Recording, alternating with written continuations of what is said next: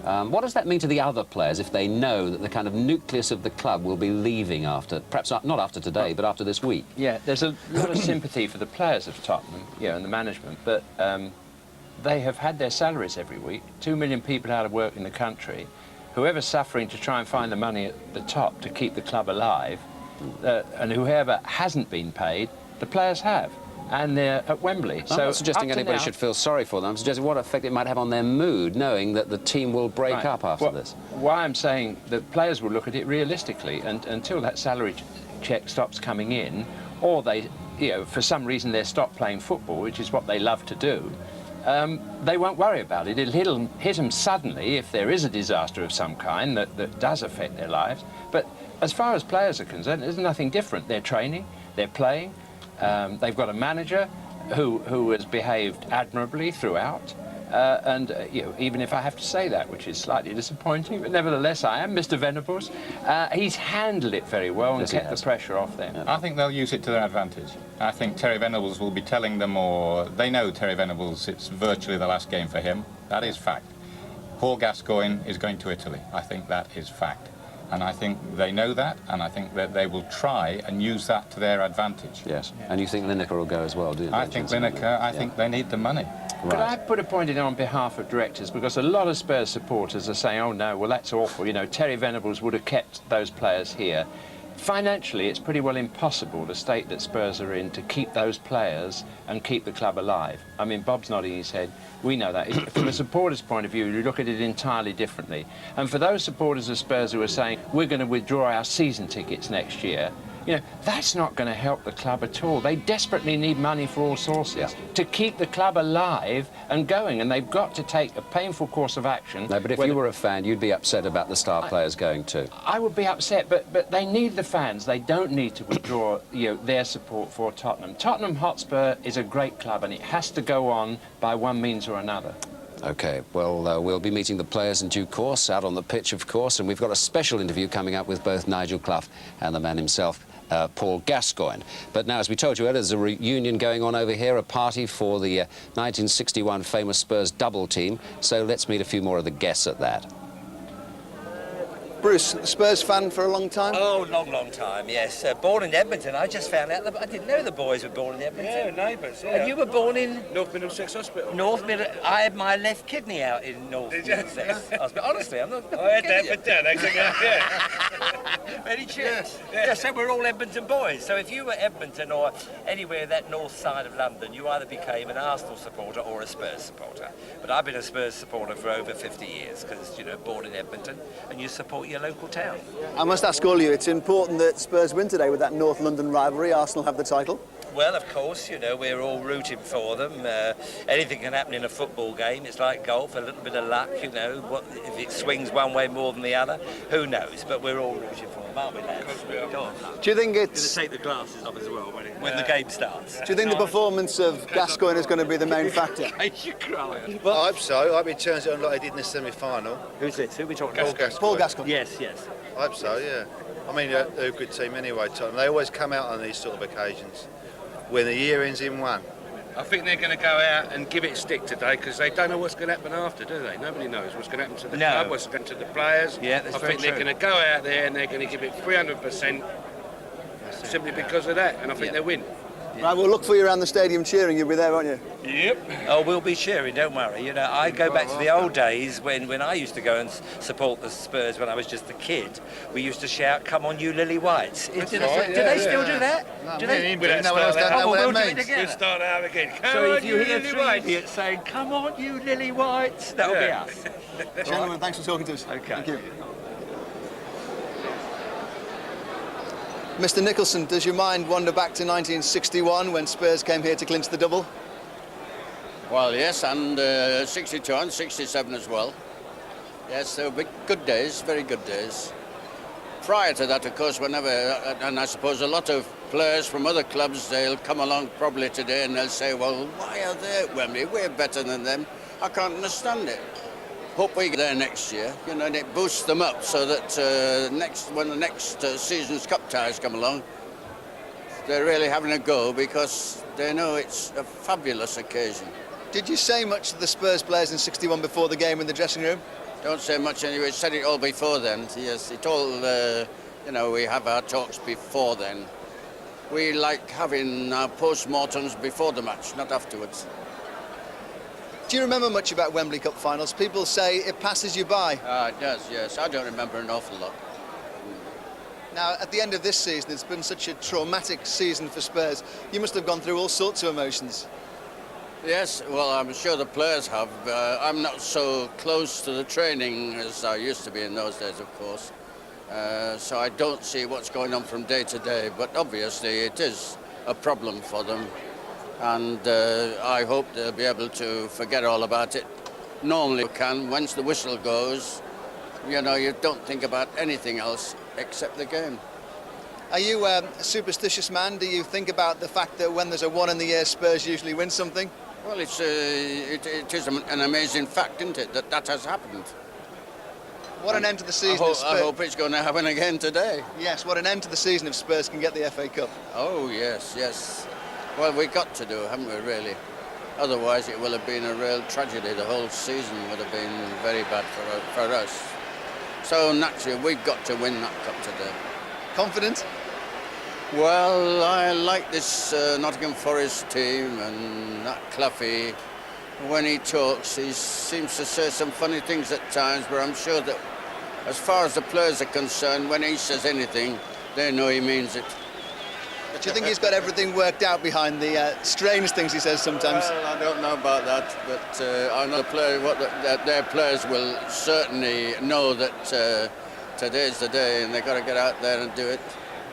Thank you for talking to us. OK. Bill Nicholson, himself, of course, one of the great football managers. The Forest team, as you see, are now out on the pitch. And we took a look just then at Stuart Pearce, who's bound to be an influence today, Jim. Yes, he is. I mean, what strides he's made since missing that penalty, you know, last summer. In the World Cup, yeah. I mean, he's always been a respected player, but he was renowned for being too fierce at times. And now, all of a sudden, he's added another dimension, an attacking dimension, which was always there. But it seems now that, you know, that becomes his strength. And the number of crosses that he gets in when they need a goal from that left-hand side of the field in dangerous positions, you know, is formidable. He finished second to Gordon Strachan in the Footballer of the Year, the Football Writers Footballer of the Year award. Many people believe that he deserved it. I mean, Gordon Strachan was very deserving as well. But he's had a wonderful season, Stuart Pearce. And the Spurs players out there as well now. He just loves occasions like this, doesn't he? I mean, World Cups, he just seems to revel in the big occasion, Paul Gascoigne. Seems to have no nerves at all to me. I think there are nerves in there, but I mean, I think half the mannerisms and the silly faces and half the comedy's getting the nerves away. Yes, I think it's his way of getting rid of the nerves. If you're a football, you're playing in an FA Cup final, you're going right around the world. It's so important to your own future and to your club and to your family. You're nervous. He's just thrown a can of pop or orange juice over one of our camera lenses, I understand, as a formal greeting.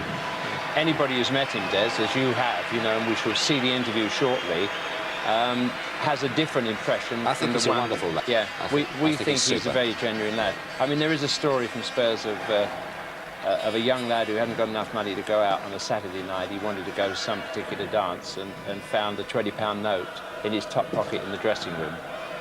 And there was only one direction that had come from. Well, that's nice. Yeah. You've got to remember, he's only 23 years of age, and this well, nearly 24 later in the month, but this enormous fame that he has to deal with. Yes, I think it's sad that there are stories within some of the press that are always the bad elements of it, and I think he should be maybe better protected than he is by the people who advise him. But I think Terry Venables has protected him very well as manager. Oh, yes, I mean, Terry, I think that's why Gazza is so respectful and speaks so warmly of him publicly, because Terry is disciplined. He hasn't been too kind to him, but I think he's been a good father, and I think he's guided him as far as possible in what is really an impossible task. It is impossible to deal with the media. For him to deal with the modern media and not make a mistake with the sort of cameraman that follow him around 24 hours a day virtually. There's an element of destruction about the press too, isn't there? That's yeah, you know, build I agree, them up and knock them down. Yeah. And I agree. Well, Gary is one who seems to handle it exceptionally well. But there will come a day where somebody will dig something up and have a go at a man, even with an unblemished record. Two England colleagues well, on opposite Des sides Walker today. there as well. Yeah, Des Walker, Stuart Pearce and Gary all together. I think so many people are looking forward to this final because the two teams, the two clubs, as a reputation over the years, love to play the game of football, and the way the people who love the game of football would like it to be played. And we just hope that that can be done and reproduced again today. There's a young man, Keane, yes, the Irish boy. Exceptional find this season from nowhere, really. Can you pronounce where he came from, Des? Yes, Cove. Cove Rangers, C-O-V-H, yeah. down in the south of Ireland. Most impressive lad.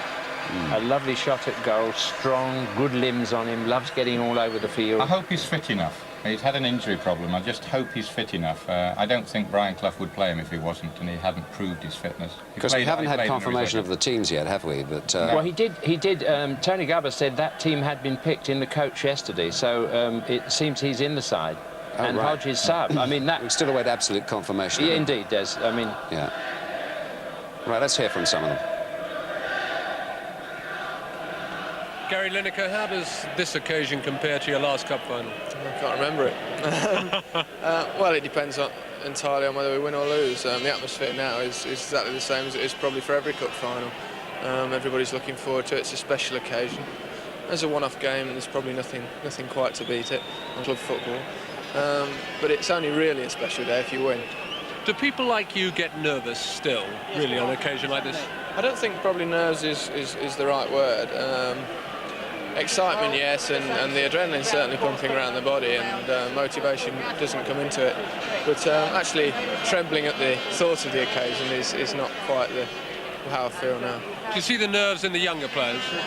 I think undoubtedly some of them will be nervous. Most try to hide it anyway. So that you don't actually talk about it, and everybody says, oh, I'm okay, but I'm sure underneath a few of the young lads on both sides there'll be a few tummy tremblings. So looking ahead to the game, I mean, just between now and then? Well, just a routine that I do for every game, Saturday in, Saturday out, really. I should go off now and have a little bath and warm myself up and get ready for 3 o'clock. All the best, Gary. Thank you very much. You're welcome. Well, Gary, what do you think? You've had a little walk around and felt the turf? Yeah, very nice indeed. You've played here before, of course, so it's not an occasion which is new to you, but a lot of the players in the Forest side today won't have experienced this. That's right, I think there's one or two. There's Roy Keane, Woney, Lee Glover. I was lucky personally to play in the Littlewoods last year, and obviously it gives you a taste, and of course you want to come back for more. Yeah. What do you think of the surface? It's quite long, the grass. Well, yeah, I think it's... I'll tell you what, I won't complain at it. You won't? No. Now, Brian picked the team yesterday, didn't he? He told you on the coach coming back from training. Was that a surprise? Well, it's always a surprise. You never know when he's going to name the team. It could be an hour before, it could be 2 days before. So you just sit and wait until he announces it. You're looking forward to it? Oh, yeah, of course I am. Smashing. Thanks very much indeed. Thank Cheers.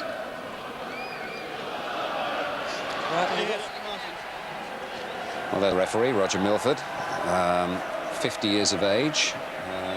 Exciting day for him, but a day with a lot of tension around, Jim, with a professional foul and all these kind of things. Yes. Daunting day.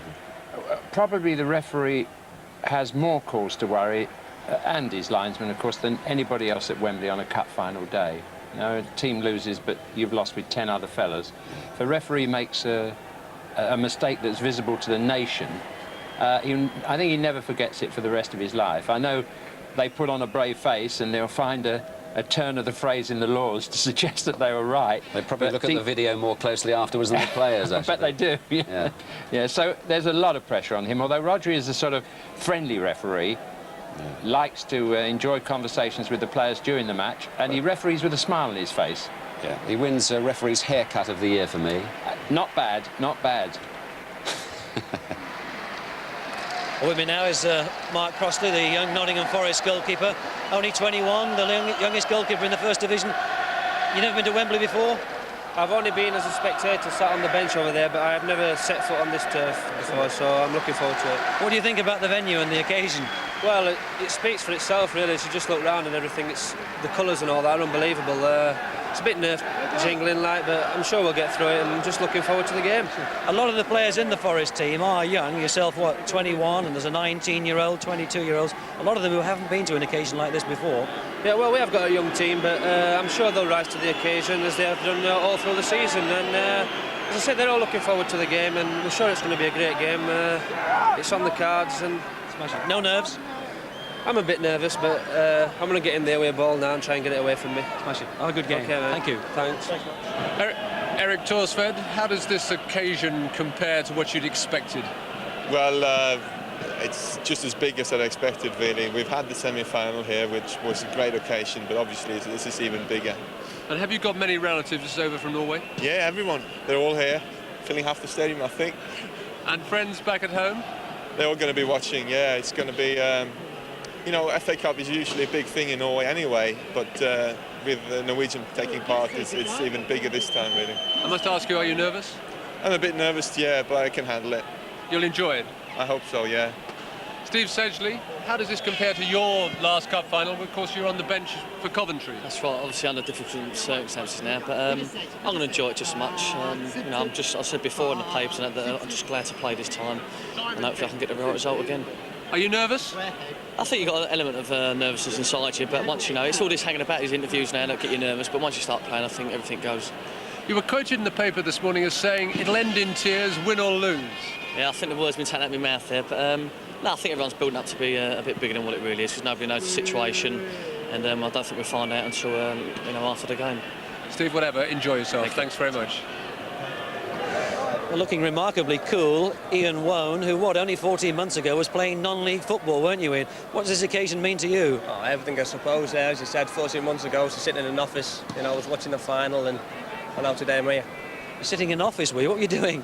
Training to be a quantity surveyor 14 months ago, and then everything happened so quick, obviously, and I'm in today.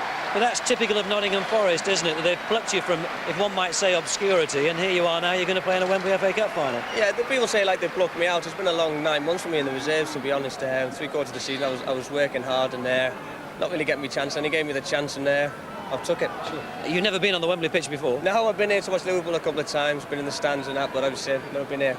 Now, I saw you looking up into the crowd. Your father, Alan, was a professional player before you, wasn't he? Yeah, he only played 3rd and 4th division. I think he'd like to be on here to himself, you know. So he'd be very proud of you today. Have a good game. Thanks very much. Cheers.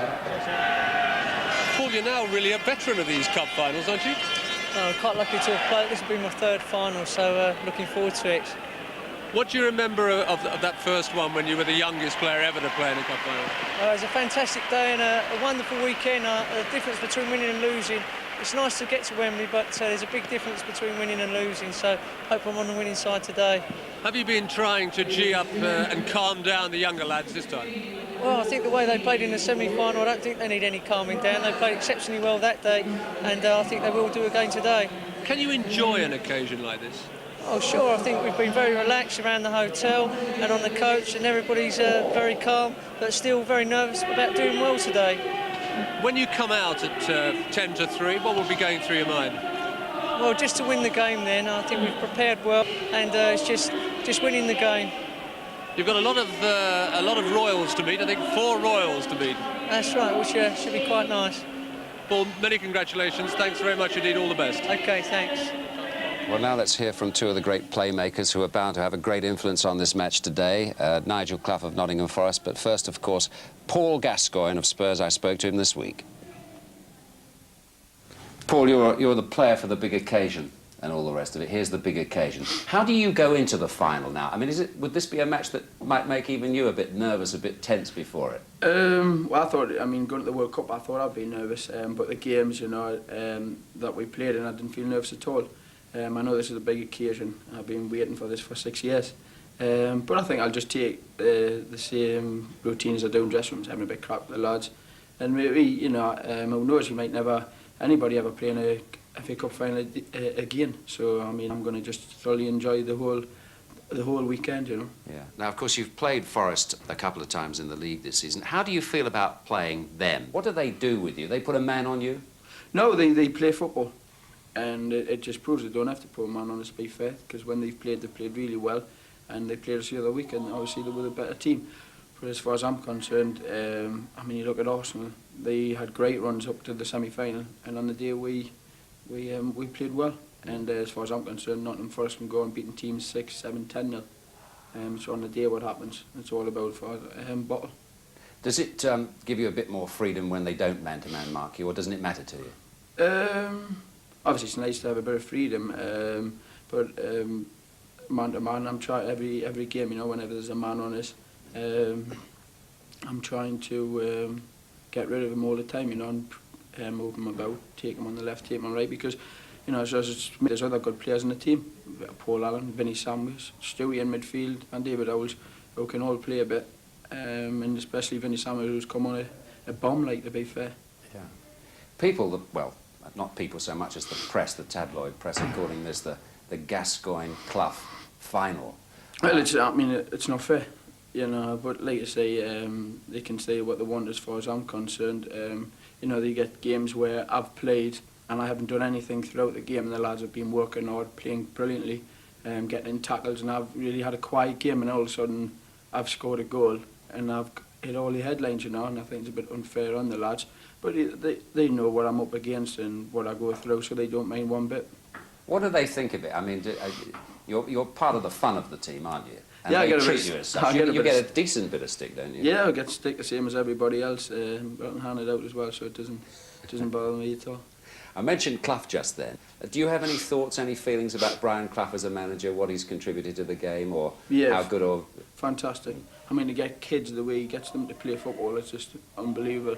You know, he plays a game of football, or he makes his players play exactly the way football should be played, as far as I'm concerned. And it's the same with Terry Venables. And so I think football is the way it should be played. You talk about influencing kids. Now, you've had a series on the television recently, influencing the kids to play. I've been a great admirer of it. I thought you did marvellously well with it, because you influenced them greatly. And one thing that impressed me most, you discipline them. Now, your critics say that you lack a bit of discipline, yet you imparted discipline to the kids. I bet these critics, some of them have never played football in their lives, as far as I'm concerned. You know, I can discipline myself to a certain extent, but I enjoy football. Why should I have a serious look on my face all the time? I've said it before, no one will stop me from doing whatever I do, nobody. So as far as I'm concerned, they're wasting their time.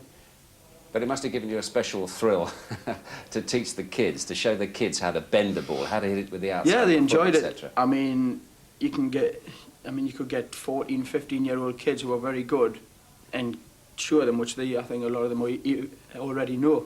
But when you get young girls and young lads who are there, you know, and you try and show them, and I get a buzz when I see them trying to do it, you know. Yeah. It really gives us a buzz. But who showed you? I used to just practice, you know, practice in the park with my dad. And then when he obviously joined Newcastle, I used to learn with Colin Suggett, just practicing. Even now, I still go out and practice now with Eric. Practicing the skills? Yeah, just skills, shooting and free kicks. But with Eric, it's quite easy, you know, because every shot I do against Eric goes in. So I'm not really... He'll like that, won't he? That was specially for him. We spoke in an interview like this just before the World Cup last year, when, in a sense, you weren't quite sure of your England place at that time, and although you were pretty well known, you weren't as famous as I was trying to rack my brains this morning and think of somebody in this country who's more famous than you, and I couldn't come up with an answer. No, I'm serious. How has that affected you this last year? Has it been a dream come true, or has it been largely a nightmare? No, I'd rather be one of the lads, as far as I'm concerned. I don't want to be famous. Honestly, but my background's Dunstan and going back to the Excelsior. That's the only bit of peace I get going into the Excelsior. Nobody pesters me. As soon as someone wants an autograph in the Excelsior, then I know I'm famous. But I just want to be one of the lads. I don't want to be anybody different. But how about your private life living down here in the south, for example? I mean, can you go anywhere? What private life did? Exactly. Exactly. I haven't got one, you know. Things like you go in a restaurant, and you have something eating, a photographer just comes in with a camera and all that. What do you want me to do, smile? Yeah, I might take a nice photo. And then as soon as you get the hump about it, you're in papers, angry at Gascoigne again.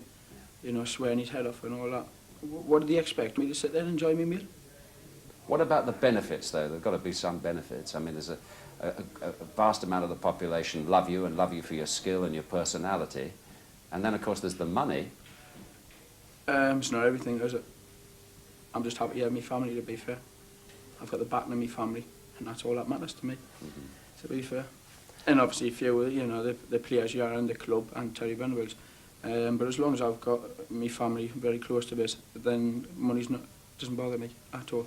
Who do you take your advice? Everybody gives you advice. The newspapers, again, in rather simplistic fashion, tell you to do this, that, and the other. What about, who really influences you? Who do you sit down and listen to and think, that's good sense, I'm going to go in that direction? Well, it all depends, innit? Football-wise, I listen to Terry Venables. I listen to what he's got to say, and I've listened to him for 3 years, and he hasn't done us no harm at all. Outside, well, as far as I'm concerned, no, what I do outside, it's got nothing to do with anybody else, as far as I'm concerned. And the thing is, what's made it worse is, you know, when someone says you can't do it, and you do it, that's what's making me happen. I'm wanting to do it more. The more I say I can't do it, the more I'm going to do it. And it doesn't bother us. That's the rebel in you. Really. Yeah, that's a rebel. Yeah. Exactly. Was it always like that when you were a kid as well? Yeah, always. I've got worse, though. I'll probably get worse as well. You know, but other things is, whenever my mates are involved in something, right, and they find out, like, he's my mate, and I get the front pages as well. I mean, a funny story, my mate Jimmy, I don't know if you've seen Jimmy, in, you know, with the shooting thing, with the gun, you know. And I rang him up, and I said, Jimmy, can you see in the papers? I'm in the front pages, yeah, Jim. And he's gone on, and he didn't see anything. And so I've got me splashed all over the front pages, inside, all that. And Jimmy turned around, he didn't see, I'm sorry, Kaz, he went, but look at the photo of me. And no, cheers, Jim, like, look at the photo That happens of me. to you. Yeah, but, I mean, I've got past the stage of bullying and all that, you know, things. It's news one day and forgotten the next. Has it ever affected you on the park? Well, I've played the best football in my career so far. I've got 19 goals. I'm in the FA Cup final. And what do you think? What about the fitness? Brilliant. I mean, I come back from the double hernia. You know, I was determined to play in the semi-final. That's all. I was so afterwards. I took a bit of a gamble, but it worked out for me. And now it's just a matter of just keeping fit. I'm just looking forward to it, to be fair. So many players admire you for your skill, two-footed, everything. Who do you admire? Anybody that sticks out in your mind you think that's a great player? I like the way he plays. Oh, there's a lot of Any great names? players I admire. I mean, one is, to be fair, Nigel Clough. Because he can be there, you know he's there, and the next thing you know he's collecting the ball on the other side. You know, and he's just, the tackles he puts in, he's up and down, he plays other players in, scores goals. You know, I really like Nigel Clough. Yeah. Different class. You won't want him to do too well in this particular game, of Not course. really, no. Yeah. Question I've got to ask you, and it's a question that you'll probably avoid and have been avoiding. What's the immediate future for you? Is it going to be Italy? Do you stay with Spurs?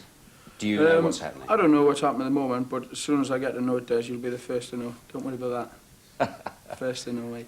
So what sort of game can we expect? A game of football, that's for sure. There won't be any like whack it and chase after that. Definitely not. I'm just looking forward to it. I'm so pleased I'm playing Forest because they play football and you know, sometimes they can let you play, but the way they're playing at the moment, it's going to be a tough match. Mm-hmm. Well, we'll be fired up for the game. Don't worry about it. Of course. I hope you enjoy it and I hope you do well. Cheers. And I mean, the vital part for us is Stephen Sedge's long neck. You know, he's got such a long neck. Any balls over the top, obviously just extend his neck and head a few out. Had to throw that one in. You're a good lad. Have a good day. Cheers. Thanks, Des. Baby, you understand me now. If sometimes you see that I'm mad, don't you know no one alive can always be an angel? When everything goes wrong, you see some bad. But I'm just a soul whose intentions are good. Oh, Lord, please don't let me be misunderstood.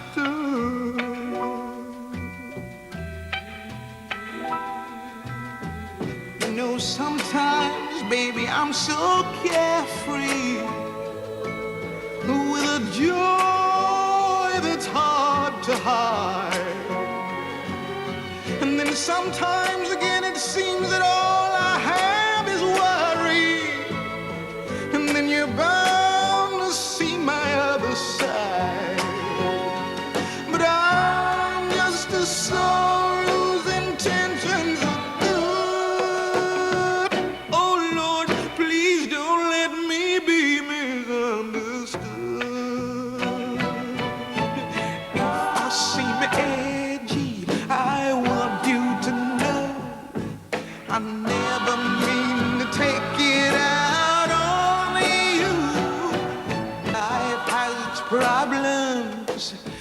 I get more than my share, but that's one thing I never mean to do, 'cause I love you.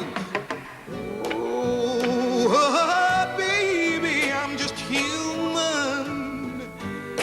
Don't you know I have faults like anyone? Sometimes I find myself alone regretting some little foolish thing, some simple thing that I've done. 'Cause I'm just a soul whose intentions are good. Oh Lord, please don't let me be misunderstood. Don't let me be misunderstood. I try so hard, so please don't let me be misunderstood. Well, only Paul Gascoigne. Will we see another star performance from him this afternoon? Some people have dressed for the occasion. And we're moving gradually towards kick-off time at 3 o'clock now. Spurs fans suitably decked out in their appropriate colours. And news from the Forest dressing room is that Brian Clough's in the bath. The players will take their bath after the match. Brian takes his before. You'd almost expect it of him. There he is. Well, we'll hear from Brian after the match, I'm sure. But now, before the match, let's hear from his son, from Nigel. If this is to be Clough's day, it's a fair bet young Nigel's dad will dominate the headlines. But that's how it's always been for Nottingham's favourite son, despite his thrilling talent. Played into Webb. Awkward. And Clough was at the far post, and it's 3-2. Nigel Clough may have given his father and his team a win bonus here.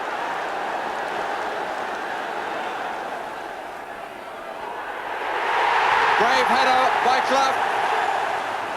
Goal number 19 of the season. Clough in the middle. Wilkinson, Clough! Oh, magic! Magic! What a lovely goal. If Nigel has been his father's pride and joy, Dad spared him much public praise. Nigel takes after his mother was Clough Sr.'s early report on the young man. He wasn't born when Brian Clough the player was terrorising defences. And when Clough the manager led Derby to a glorious championship in 1972, his son was only 6. Hopefully Dad wasn't the same at home. First of all, I think we've got more skillful players than you to take corners. And secondly, you're one of the best in the club. Get in there. That's what I pay you for. But of course the methods of Clough Sr. and of the late Peter Taylor worked at Derby, then Forest. Surely nothing but football was ever talked about at home. We had plenty of other things to talk about, and we were always sort of impressed upon us that school and the education type of thing came first, and that anything after that, you know, you did in your spare time, but that was the priority. And that was impressed upon you by your father, by your mother, by both of them? Both. So then you did start playing football, in fact, in Derbyshire Sunday League? Yes, early on we used to play Sunday mornings, used to play for the Cubs, you know. When you're that age, you can play about 3 or 4 times in the weekend. Now we struggle to play twice a week, but yeah, when you're young, you just want to play at every opportunity, which we did do. And a family team was started, wasn't it? Hunters, did you call it? Yes, it was just, there was about 8 or 9 of us living in Derby at the time, and we just all wanted to have a game of football together on a Sunday afternoon. So we just started the club up about 8 to 10 years ago now. And your father took an interest, more than a passing interest in that? Yes, he came and watched now and again. I think to watch my brother more than myself, but just to enjoy it sort of thing. It's a good way of getting away from the real professional side. Would you say that he actually encouraged you in football, or did he actively discourage you getting involved? Neither really. It was left up to myself to make my own decision and so on. I never set out with the aim because I never thought I was going to be good enough to be able to make it professionally. And as I say, the education was stressed upon me, and I was just staying on at school doing my A-levels when the opportunity arose. And it was your father who brought you from Hina, I think. You'd had a period there. I played a dozen games semi-professional with Hina, which I thoroughly enjoyed, and it was a big step for me, that was, to come out of the Sunday League and to play in sort of a semi-professional men's league. How difficult then were those early days in terms of relationships with the players? I think if there's any business where the father runs a business and he invites or his son works for him, then until you've actually proved yourself that you're good enough to stand on your own 2 feet and that you've earned the right to be there, and I think that's the most important thing, there's bound to be suspicions and so on from other people. And was that true with the fans as well? Obviously, it's true with everybody, but what you have to do is set your stall out and try and prove to them, as I said, that you've earned the right to be there and that it's fully justified, sort of you being in the team or being at any place of work, wherever it may be. So when you came here, did your relationship with your father change? Not that I can remember too much, no. Obviously, I think when you get to 18, 19, you start moving away from your parents anyway, and you're starting to form your own life and so on your own. So I don't think it noticeably changed, no. Was he perhaps harsher, though, with you than he was in his criticism of other players? Possibly at times, but you just accept that as part of the problems that come along with it. I mean, he said, I think recently, when he weren't scoring, so going through a spell of a barren spell, well, my daughter would score more goals than Nigel. I mean, does that upset you, that sort of thing? No, not really. I think he'd say that about anybody, but I'm in the team sort of partly to score goals, so if I'm not doing it, then he's entitled to criticise. It just makes you sort of put your head down, keep quiet, and try and prove him wrong by getting a few goals. I think it's fair to say some people find your father intimidating. Others talk of him as a very kind man. Do you find him intimidating? I've never really held the view that he intimidated people particularly. I haven't really seen it at work in the last 5 or 6 years, and I don't really know any people who do hold that view. So he hasn't intimidated me, no. Actually, it's Nigel Clough who several defences have found intimidating in the cup run to Wembley. Wilson plays it through, this is Clough, and he scores! The son has kept Dad in the cup. And here is Clough, and still Clough. He's a competent young man, like, he's a winner. The lad's a winner, there's no doubt about it. In a five-a-side down the training ground, he wants to win all the time, and that's in his personality. His son had to go up there on his own, not being quick, can't score goals, not a lot of talent, but good enough to be in the First Division. You must, beneath all that, be pretty proud of him, though, aren't you? Well, I think he's a nice young man. He's kind of a player who's not one pace, but he kind of can't get away from players once he's got past them. He finds it hard to get away from them completely. So basically, he's a player who likes to play with people going past him towards the goal, and he plays with his back towards the goal himself. As I say, his main strength really is kind of shielding the ball and laying the ball off for other players to get onto. Nigel Clough, good skill to go past Allen.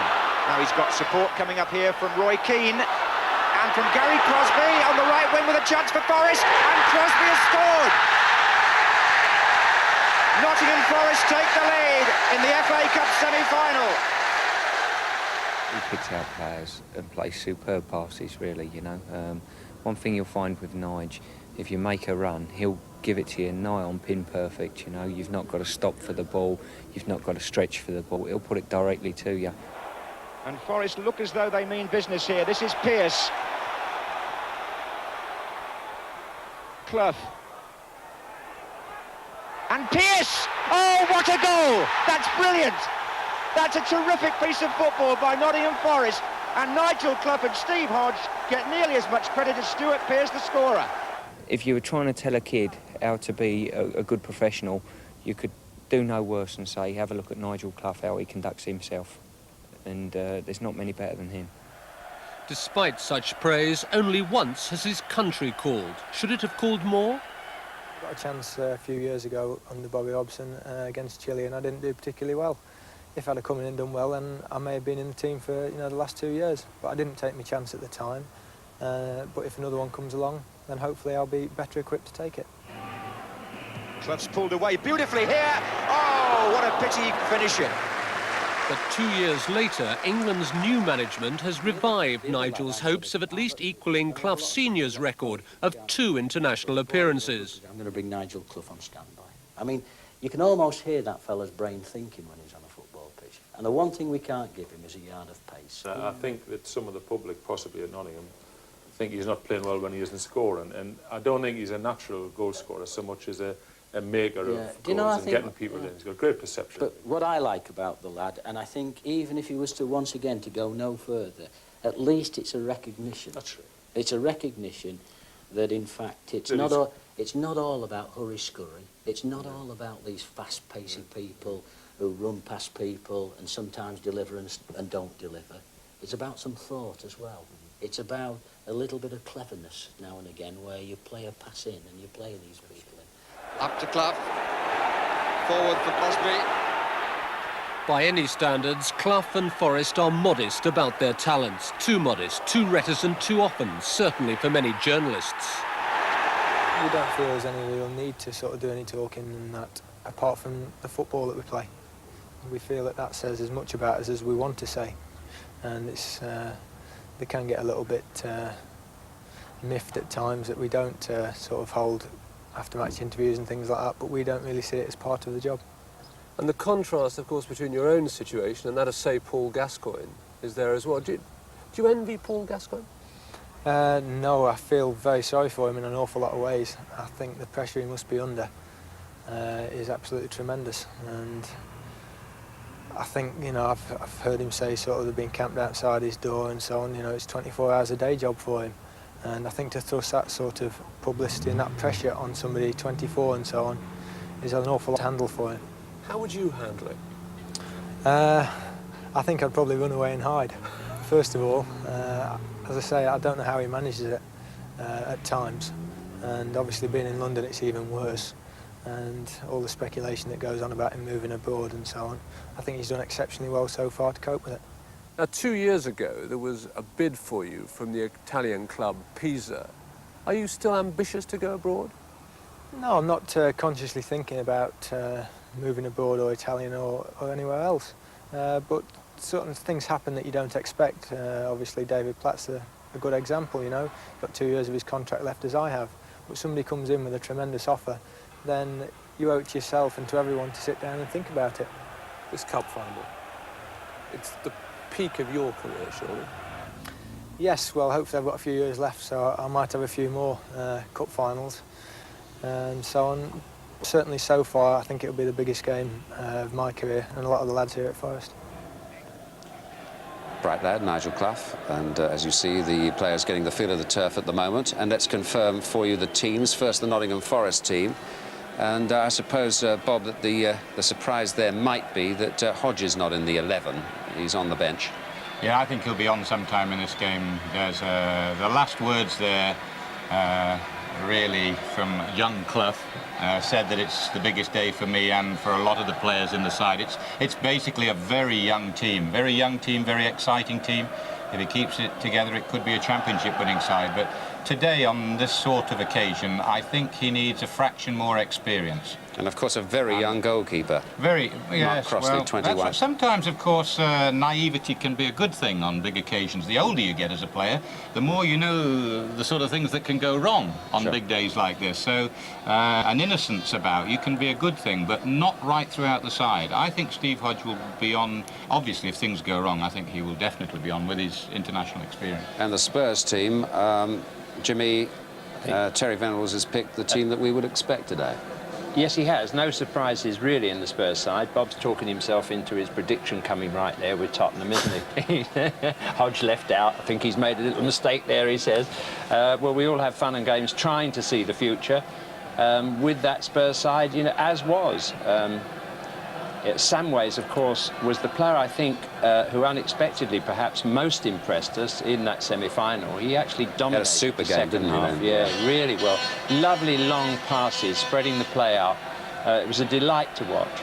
And both the 11s are the 11s that won their respective semi-finals. Yes, indeed. Yeah. I mean, Alan's a player that's very underestimated, and I think his job today, apart from causing attacking problems really for Nottingham Forest, will be to try and take the brunt out of Pearce's thrusts along that side. So he's got quite a role to play. Mabbott, you know, excellent professional. He's the sort of second father to Paul Gascoigne. On the pitch, you'll see he's always trying to keep him in check, trying to get the best out of him. And of course, he got a bit unlucky last time with that own goal in his last final. Yeah, that was no blame to him. No. I mean, well, I always reckon that the person least likely to enjoy the cup final is the man who has to control it. It's a daunting responsibility for the cup final referee, but of course a tremendous honour.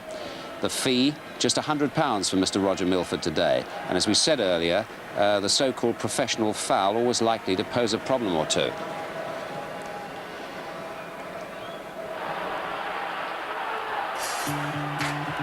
And now Gary Crosby for Forest up against Tony Gale. And Crosby had the pace. And Gale bumped him down. Keith Hackett goes straight in his pocket. Crosby was away from Gale. And Gale came in. And it's red. It's the cynical foul.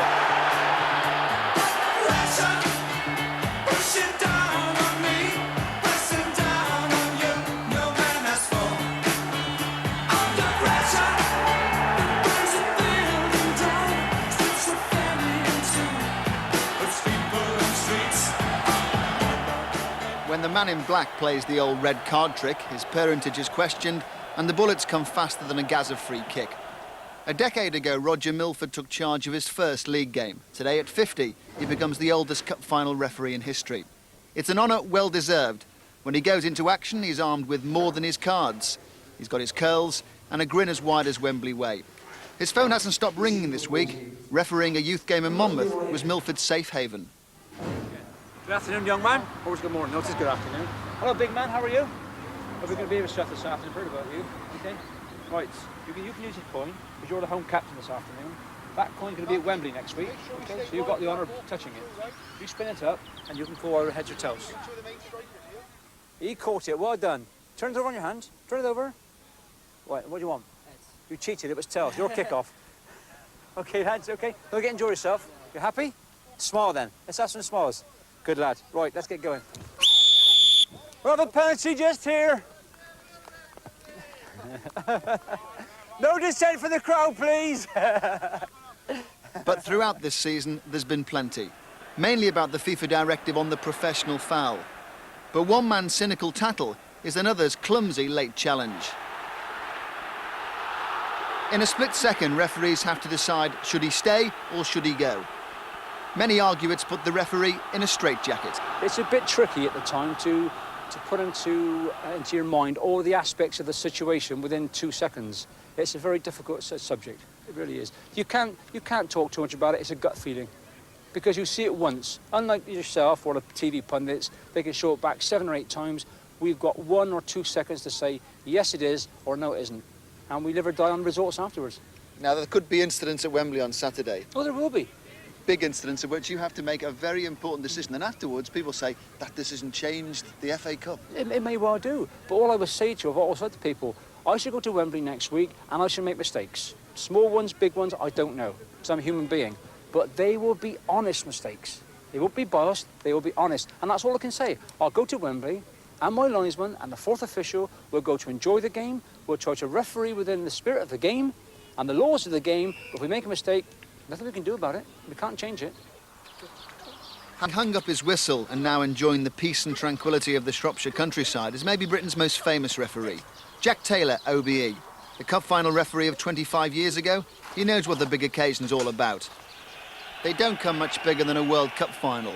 In '74, Taylor shook hands with Cruyff and Beckenbauer, but the Kaiser was soon cursing. 30 folks with him. He may be the man to mark it. Right through and brought down. Penalty in the first minute of the World Cup, and rightly so. Beckenbauer complained, but that is pointless. We joked about it since, because I've got to know him reasonably well over the years. And he looked at me very sternly and he said, Taylor, you're an Englishman. Now that can mean anything, you know. It was not as the sort of thing that made us yell at car, but it suggested he wasn't very happy, although everybody else was. It was sheer frustration on his part, because to concede a penalty without even touching the ball is a little bit hard, but that was all right. Taylor's services to football were recognised at the highest level, and at the end of a season in which refereeing standards have been criticised, he's as decisive as ever. Today's referees are equal, if not better, than they have ever been. And I can say that as an old guy. The game is changing. Their job becomes more and more difficult. And the British referee is still the best referee in the world. Now ask any manager who is belly aching about him on a Saturday afternoon when he's been abroad, he'll come back and say, I haven't so many complaints as I had before. The British referee is respected, and it's fair to say they get more FIFA appointments and UEFA appointments than any other referee in the world. They're good. They're very, very good. But the job has become very difficult. Not least because of the FIFA directive. At pitch level, it's done nothing to stop an us and them situation developing. It said it's put officials on a spot from which there's no room to manoeuvre discretion into the equation. So we put Jack Taylor on the spot by looking back at some big FA Cup decisions. I don't know how recent these decisions are. 1980, this one. Well, that's the advantage you've got over me. So we're talking about the game's changed an awful lot. We've got probably one of the best in the business now. Immediately I recognise George Courtney. And Georgie's come in for a bit of stick this time. Now, Willie Young, yeah, I recognise Willie. I mean, Willie was an easy man to recognise. Now, for the honour of looking at it, yeah, I mean, no one's going to argue with that. And George, under this present policy, there's no doubt about it, that player would have walked. There isn't a person in the land would argue about it. Could have sent him off in 1980. Well, he could have sent him off in 1980, but this is why this has come in, to tighten up things that should have perhaps been tightened up before. Now, here is one of the biggest incidents in an FA Cup final. Yeah. Peter Willis, well-known referee. Of course, this, of course, was the only time a referee sent a player off in the cup final at Wembley. Peter Reid's gone through, Moran's come across. Moran's gone across, yeah. OK, again, where was Peter? I mean, Peter's at the back of all that. He's seen the man coming through, he's seen the man come across it. He's not been looking at it from this angle. Perhaps if he was, in those days, perhaps he wouldn't have gone. Players will argue about anything. If there's a debatable penalty, they will argue about it forever after. I've made decisions at Rotherham 30 years ago and they hate me for it now because of maintaining it cost them their place in the cup against Manchester United. I went there the other week and the crowd are still booing me because that was their opinion. That will always happen. If a referee goes out there to be a goodie, forget it, stop at home. He's always going to be the baddie. He's always going to be the guy that offends someone. He can't help that. That's part of his position. And he will offend whatever he does, he will offend. But if it is in the interest of the game, and time alone will tell, as long as we remember, as we do with all things, a split second, got to make up his mind from where he is at that time, we accept his decision and go along with it, and the game can be better. Keith Hackett had to make a decision which maybe this is a turned the FA Cup. This is a classic. Now what's this one, Ken? We're looking at the side. Now look at it, think of the referee at the back, the way he sees it. You've seen the foot go forward, you've seen the arm go out, from the referee behind the situation. Having seen all the replays, would that be red for you? If where Keith was, it more than likely would be. Sitting here is very, very doubtful, but isn't that what we're talking about? The whole thing is very, very difficult. Finally, I think I should say, are you pleased that you don't have to be out there with this FIFA directive? Yes, I am. A referee has always had the power to send players off, and there are many players listening will know that I've had to move them off in the past. It is something which has made their life very, very difficult. And I really feel for them every Saturday. But when rule changes have come in the past, law changes, whatever, have always been difficult when they come in. But gradually it sorts itself out. It's all on the boil and everybody's uptight about it. Every time there's a foul now, the crowd is shouting, get him off. And it's all got carried away. The dust will settle and there will be some sense come out of it. In a couple of years' time, we talk about it then, you may find that in the long run it wasn't bad for the game. Just over 20 minutes away from the start of another great football occasion here at Wembley. It was quite an occasion, some of you will recall, back in 1966. And earlier we saw a glimpse of one or two of the England World Cup winning squad, and we'll meet some more of them later. But let's remind you of what happened. It was, of course, the match we thought was all over. Schellinger now to Helt, number 10.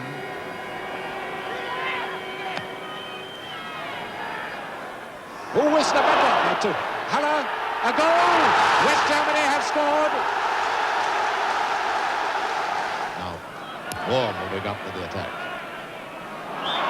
And brought down by Overath.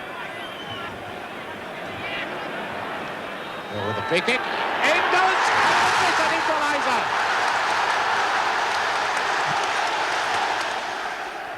Ball with the corner. Hurst. What a chance, a goal! Peters!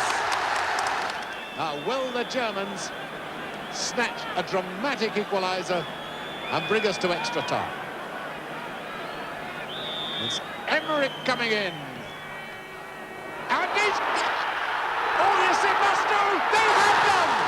Weber has scored in the last seconds.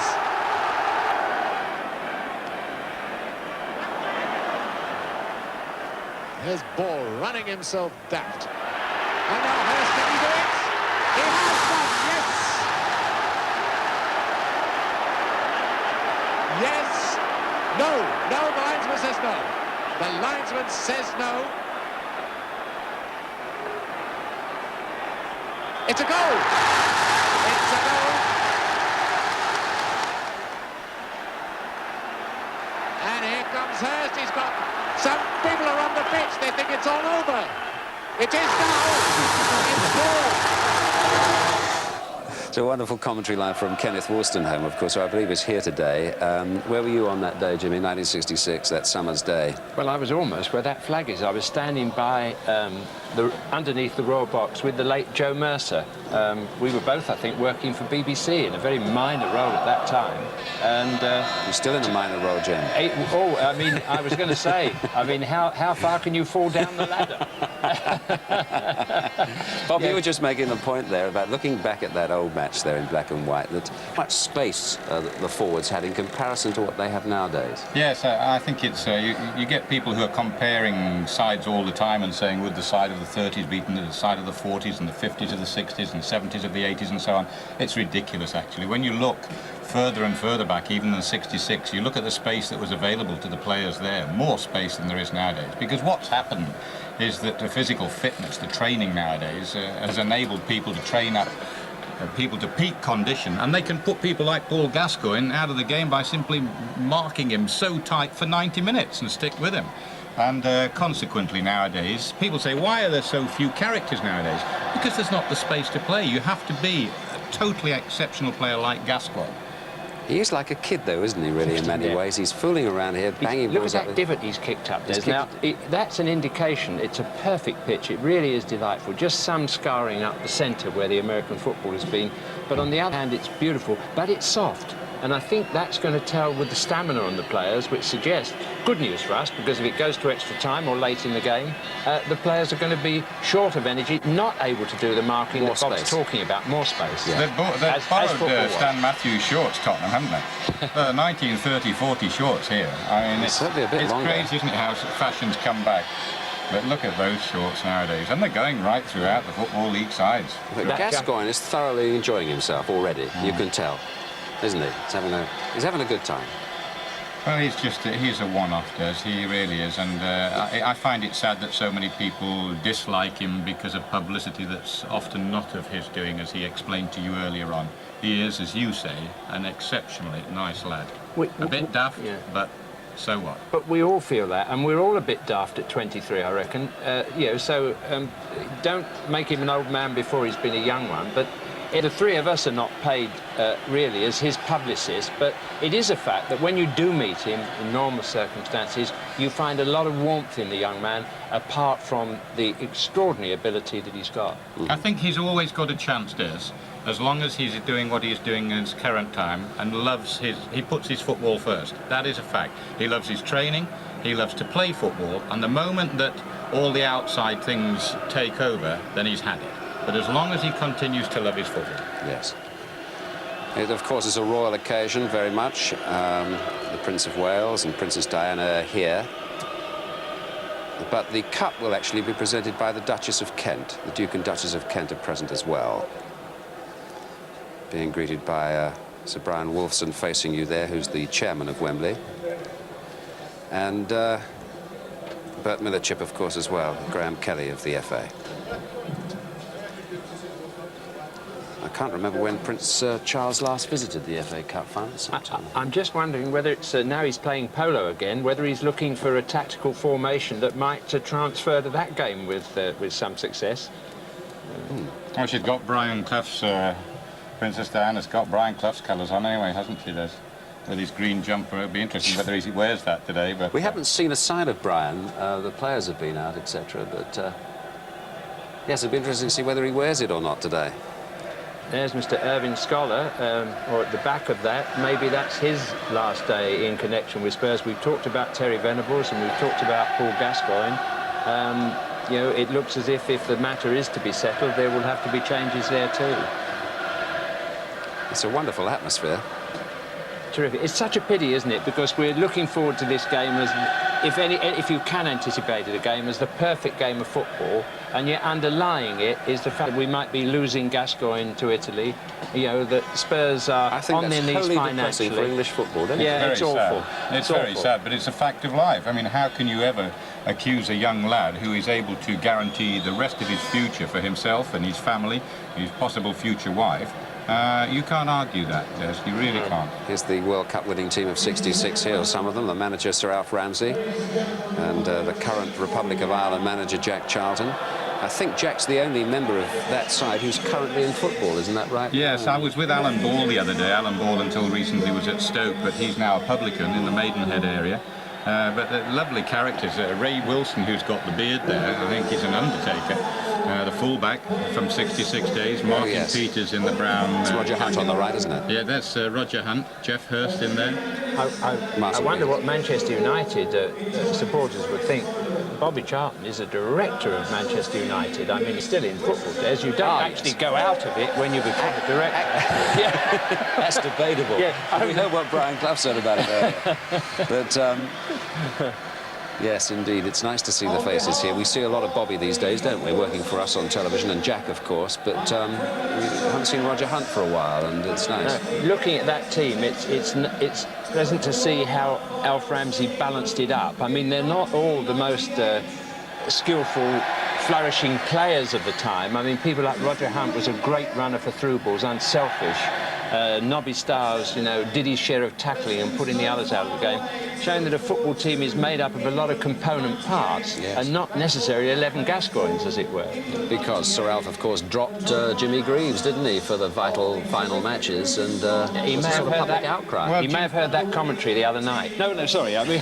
Jimmy did have an injury just at the early stages, and because he switched the team and it did so well, he kept the team, and Sir Alf's great strength as a manager was his loyalty to his players. He decided on his squad, he decided more or less on his team, and he stuck by them. There was no swaying to press influence and saying, well, we should have so-and-so in. He had his side. Graham Taylor's going through a similar sort of thing now, isn't he? He's left Gascoigne out of one team, he's left Waddle out of a team. He's only really doing what Ramsey did in all those years gone by. Pick the team he thinks is right for the game. Wouldn't it be interesting to think of what the press would do with Ramsey at this time? I mean, just as we say that the game is tighter, as Bob says, and it is, so is the public relations side of the game that much more difficult. Oh, that's a good reaction for Jack, isn't it? That's a compliment. Yeah. This is in support. This is all in support of England hosting the future World Cup finals. Jack's taken that well because obviously over the last 3 meetings of the Republic of Ireland and England cannot beat them. And it's ironic that one of the great heroes of '66 is the manager of the side. 62, for example, he scored 41 goals for Liverpool, and he wasn't half bad for England. Ladies and gentlemen, Roger Hunt.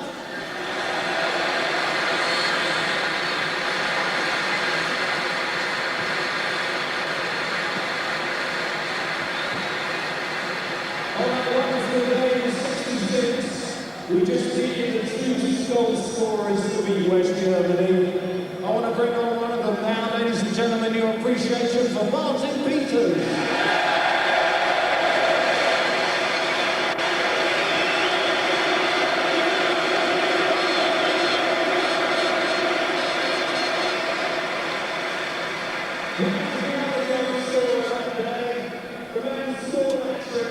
A feat never better, never equal.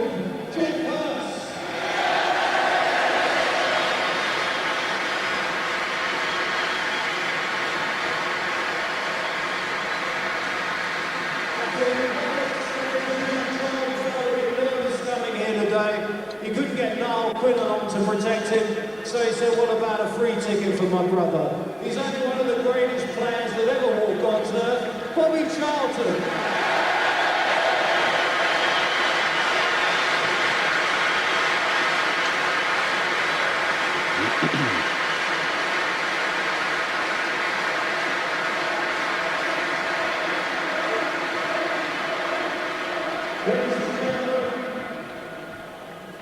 The piece de resistance, the man who put that side together, the man who masterminded it all.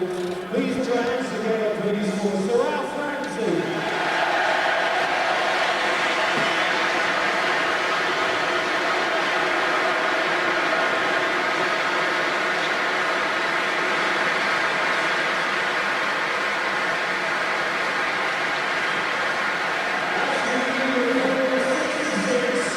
The point of today's exercise is to look forward to the campaign for England 1998 to have the World Cup back on English soil.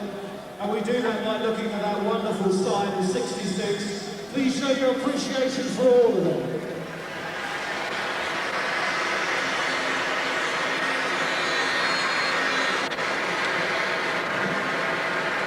Well, nice moments there, weren't they? Nice to see the old players, and we're about to see... Mr. Clough's got his suit on. Takes us very sweetly. I think that in due course we might see the old green jumper come out.